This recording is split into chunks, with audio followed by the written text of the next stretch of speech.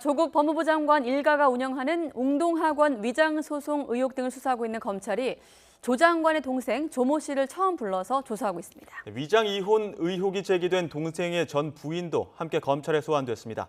현장에 나가 있는 취재기자 연결해 자세한 이야기 들어보도록 하겠습니다. 조성호 기자. 네, 서울중앙지검입니다. 네, 여러 의혹의 갈래 중에 하나죠. 웅동학원 의혹에 대해서 이제 수사를 계속해 왔는데 조국 장관 동생은 오늘 처음 부른 거 아닙니까? 네, 조 장관 동생 조모 씨가 오늘 오전 10시쯤 검찰에 불려 나왔습니다. 말씀하신 것처럼 검찰에 처음 소환된 건데요. 피고발인 신분으로 조사받는 것으로 확인됐습니다. 검찰은 위장 이혼, 부동산 거래 관련 의혹 등이 제기된 동생의 전 부인도 불러 조사하고 있습니다.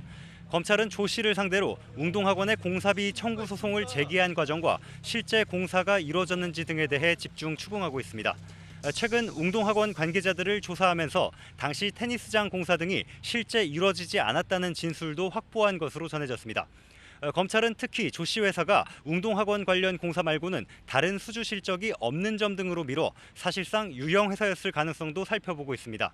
앞서 조 씨 측은 2006년과 2017년 조 장관 부친이 이사장이던 웅동학원을 상대로 공사대금 청구 소송을 제기한 뒤 웅동학원이 변론을 포기한 채 패소해 위장 소송 의혹이 제기됐습니다.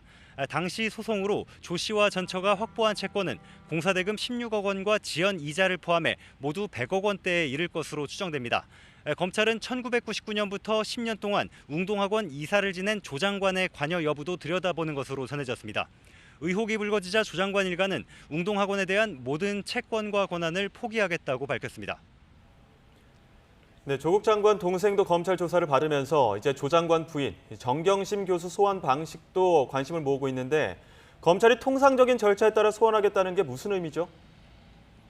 네, 지금 제 뒤로 보이는 검찰청사 1층 출입문을 통해 조사를 받으러 온다는 의미입니다. 최근 조국 장관에 따른 두 차례, 아들은 한 차례 검찰 조사를 받았는데요. 모두 검찰청 현관이 아닌 별도의 경로를 통해 조사실로 데려오는 비공개 소환이었습니다. 검찰 관계자는 두 사람이 조 장관 부부의 직계 비속, 다시 말해 자녀라는 점을 배려했다는 취지로 설명했습니다. 하지만 정 교수는 청사 1층 출입문을 통해 출입하게 될 거라고 검찰은 강조했습니다. 그렇게 되면 정 교수는 1층 출입문을 통과하는 과정에서 취재진이 매일 대기하는 이른바 포토라인을 지나게 될 것으로 보입니다. 사실상 공개 소환 방식이 될 전망입니다.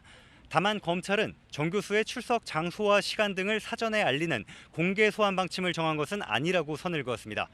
정 교수는 가족이 투자한 사모펀드 의혹과 자녀의 입시 부정 의혹 전반에 연루된 이번 사건의 핵심 인물로 소환이 임박했다는 관측이 나옵니다. 다만 자택에서 추가로 확보한 자료를 분석하는 데 드는 시간 등을 고려하면 정 교수 소환 시기는 예상보다 다소 늦춰질 전망입니다. 지금까지 서울중앙지검에서 YTN 조성호입니다.